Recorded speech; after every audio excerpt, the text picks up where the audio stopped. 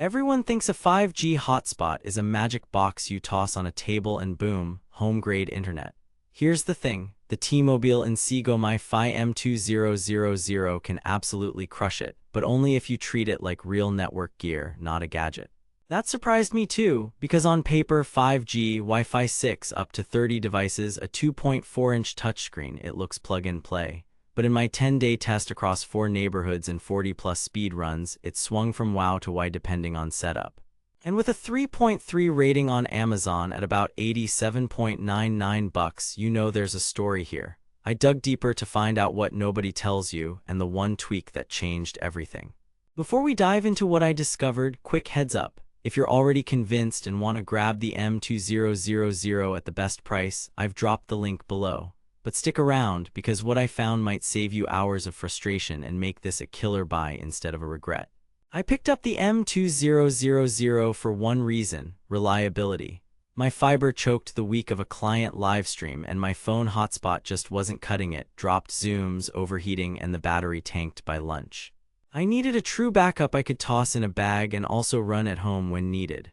I tried older LTE pucks that promised 50 Mbps and delivered 12. They throttled, they cooked themselves, and their admin settings were a joke, so I was skeptical. But a 5G-capable Wi-Fi 6 hotspot with quick charge, guest networks, and enterprise-grade security for under $90.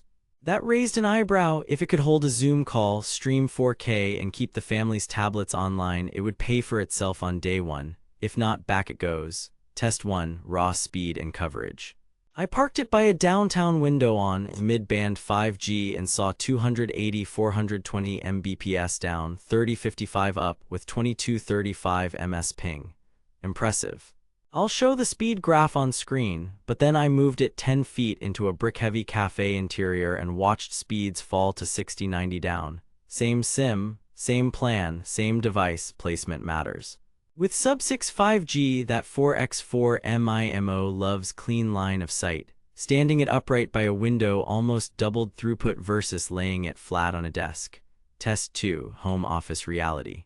On my shelf desk level, I got 110-160 Mbps down at midday. Slide it 3 feet to the window, angle the chassis vertical, and I saw 210-320 down. Moving it near a metal lamp, back to 120. I repeated that over 2 days, a 30-60% swing just from placement and orientation. That's not hype, that's physics. Here's where it gets interesting.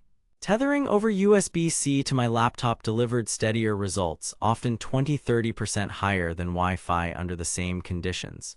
If you edit video or upload big files, use USB when you can. Test 3. Multi-device stress. The spec says up to 30 devices on Wi-Fi 6. I loaded 18 devices, 2 4K TV streaming, a PS5 download, 3 Zoom calls, and a handful of smart gadgets on 2.4 GHz. Throughput held at 190-240 Mbps with pings under 50 ms solid. But then I pushed to 25 devices, including a couple of cloud backups, and latency spiked into the 120-180 ms range with occasional buffering on the 4K streams. The fix: split the networks. Keep a primary SSID locked to 5 GHz for heavy hitters. Park all IoT and chatty devices on the 2.4 GHz guest network. That single change stabilized pings and stopped the buffering. Test 4, battery and thermals. With 10 devices streaming 1080p and a laptop tethered, the M2000 ran 7 hours 40 minutes from 100% to 20. Quick charge over USB-C brought it from 20 to full in about 1 hour 50 minutes using a 20W brick. It can even reverse charge a phone in a pinch. I topped my phone 30% while still online.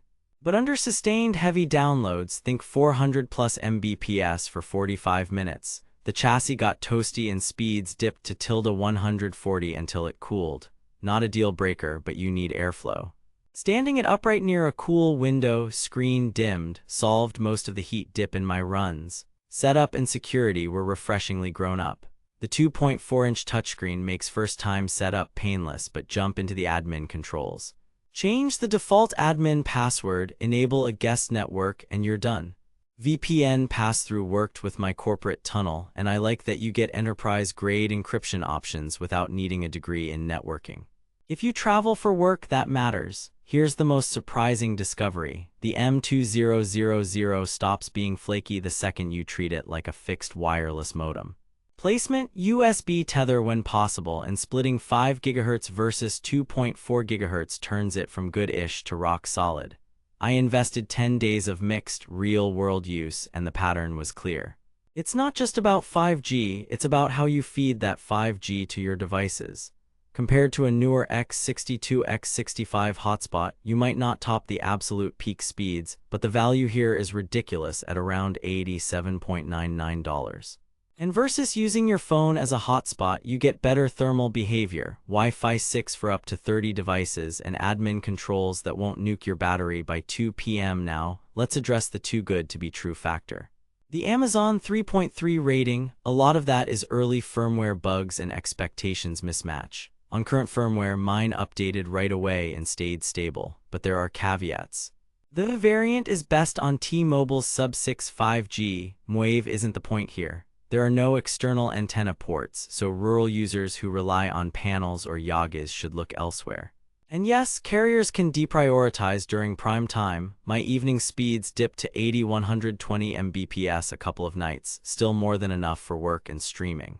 If you're buying used, verify IMEI status and return policy. Do that, and you're getting real value. Now that you know placement and settings are the difference between meh and amazing, grab one while clean units are still floating under the $90 mark. I've linked the best current price below, plus the vertical stand and USB-C charger I use to keep it cool and fast. Bottom line, the Inseego MiFi M2000 is a portable 5G, Wi-Fi 6 workhorse when you use it intentionally. Buy it if you've got solid T-Mobile mid-band coverage, need to support a bunch of devices, want quick charge and useful security like guest networks and VPN pass-through. Skip it if you need Ethernet or external antenna ports, or you plan to run a hotspot 24/7 as a permanent home gateway. For travelers, students, field crews, and anyone who wants a serious backup for work, it just works if you work it right. Bottom lines, treat it like network gear, not a gadget, and it will treat you like a pro.